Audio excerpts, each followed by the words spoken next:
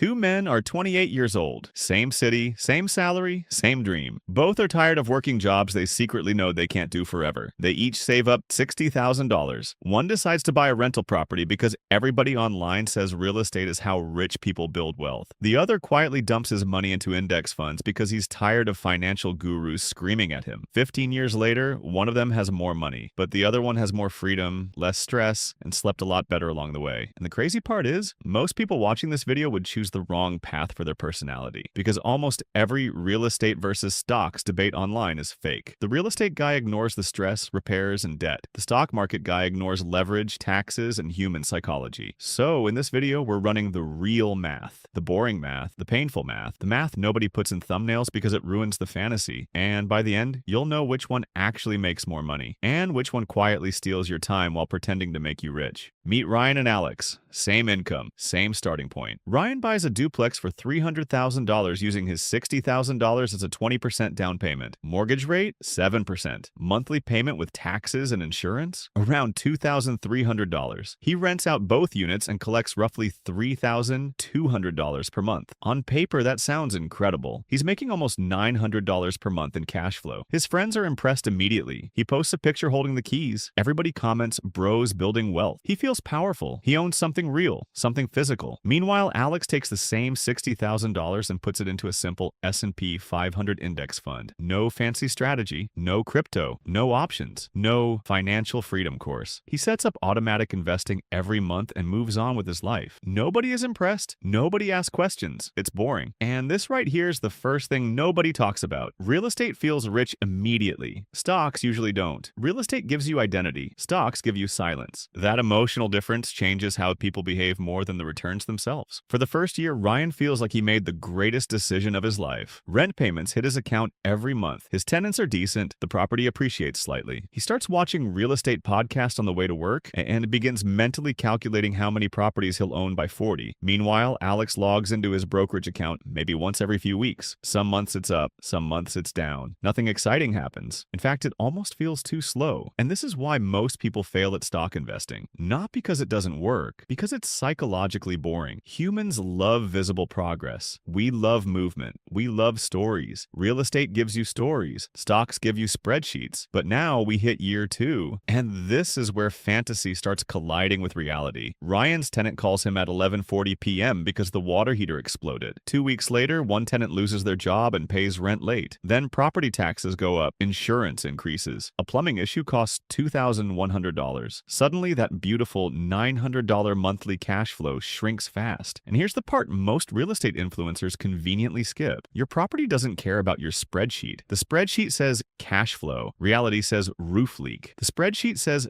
passive income. Reality says your Saturday disappeared because a toilet exploded. Ryan starts realizing he didn't just buy an investment. He bought responsibility. Meanwhile, Alex's investments quietly keep compounding in the background. No calls, no emergencies, no debt collectors, no tenants. His portfolio keeps growing while he sleeps. But then something interesting happens. The market crashes. Suddenly his account drops 20%, then 25%. Thousands of dollars disappear on a screen in weeks. And emotionally, this is where most stock investors break. Because stock investing sounds easy during bull markets. Everybody says they're long-term investors until their portfolio starts bleeding money every day. Ryan laughs watching the stock market panic online. His duplex still exists. People still need housing. He feels smart again. And now, both men believe they made the correct choice. This is what makes this debate so dangerous. Both investments reward different personality types. Real estate rewards people who can handle chaos, debt, and active problems. Stocks reward people who can handle boredom, volatility, and delayed gratification. Most people don't choose based on math. They choose based on emotion and identity. The guy who wants to feel like an entrepreneur usually chooses real estate. The guy who values peace usually chooses stocks. But the math gets interesting around year 5. By year 5, Ryan's duplex is worth roughly $360,000 because of appreciation. His tenants have paid down part of his mortgage. His equity has grown massively. This is the superpower of real estate, leverage. Ryan controlled a $300,000 asset with only $60,000. That's insane if the asset goes up. And this is why real estate creates so many millionaires. Banks will happily loan you hundreds of thousands for property. They will not happily loan you hundreds of thousands to buy index funds. Leverage changes everything. But leverage is also why real estate can quietly destroy people during bad times. Because debt magnifies both directions. this. If your property drops in value or sits vacant, the mortgage still wants its money every month. The bank does not care about your financial freedom dreams. Now compare that to Alex. His portfolio is growing steadily. He's still investing every month automatically. He increased his monthly investments from $400 to $700 because his salary improved over time. And this is where stock investing becomes ridiculously powerful. Scaling stocks is effortless. You click buttons. Scaling real estate usually means another massive down payment, another loan, another property, another risk. Alex's wealth compounds quietly while his life stays simple. Ryan's wealth grows too, but every new property increases complexity. More tenants, more repairs, more stress, more moving pieces. By year 8, Ryan owns 2 rental properties now. On paper, he looks rich. His net worth exploded, but his life got heavier. One property has vacancy issues, another needs HVAC replacement. He spends weekends handling contractor calls. He starts checking Zillow constantly. Interest rates stress him out. One bad tenant wipes out almost an entire year of profits on one property. And this is the hidden cost nobody calculates correctly: mental bandwidth. Some investments take your money, others take your attention. Attention is expensive, especially for men already exhausted from work, relationships, health goals, and life pressure. Alex's life looks less impressive externally. No properties, no fancy leverage strategy. Something strange is happening underneath. His investments are now making more money annually than his actual monthly contributions. Think about how insane that is. The machine is starting to work harder than he is. Compound interest is weird because it feels invisible until suddenly it doesn't. At first, it looks like nothing is happening. Then one day, the graph turns vertical, and most people quit before reaching that part. Now let's jump to year 15, because this is where the comparison becomes brutally honest. Ryan's real estate portfolio is now worth over $1 million across multiple properties. Sounds incredible, right? But remember, he also has massive debt attached to those assets. After maintenance, vacancies, repairs, taxes, insurance, management costs, and mortgage interest, his actual free cash flow is much lower than people online pretend. He built real wealth, but he worked for it constantly. He had years where everything went smoothly, and years where everything caught fire at once. His portfolio grew because leverage amplified appreciation over time. Alex's stock portfolio is now somewhere between